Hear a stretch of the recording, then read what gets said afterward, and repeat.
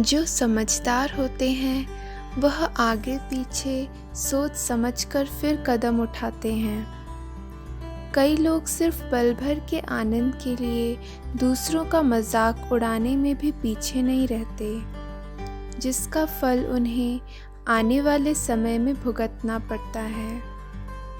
हमारे द्वारा किया गया हर कर्म फल अवश्य देगा। इसीलिए कहा जाता है सोच समझकर कर्म करो। एक नदी के किनारे दो पेड़ थे। उस रास्ते एक छोटी सी चिड़िया गुजरी और पहले पेड़ से पूछा, बारिश होने वाली है, क्या मैं और मेरे बच्चे तुम्हारी टहनी में घोंसला बनाकर रह सकते हैं? उस पेड़ ने मना कर दिया। चिड़िया दूसरे पेड़ के पास गई और वही सवाल पूछा। दूसरा पेड़ मान गया।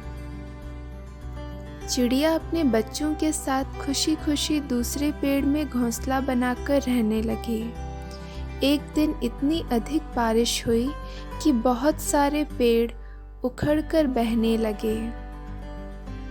पहला पेड़ भी जमीन से उखड़ गया और पानी में बहने लगा।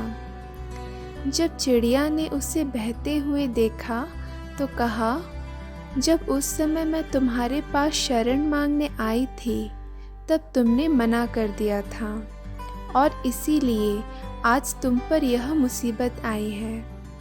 कोई तुम्हारी मदद नहीं कर सकता।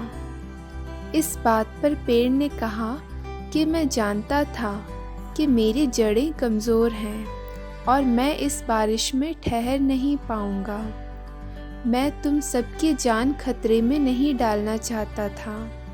मना करने के लिए मुझे क्षमा कर दो।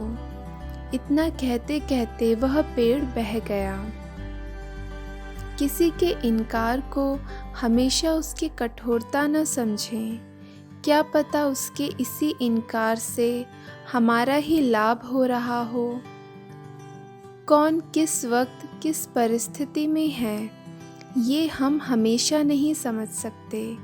इसीलिए किसी के बारे में सिर्फ उसके वर्तमान व्यवहार से ही न परखें।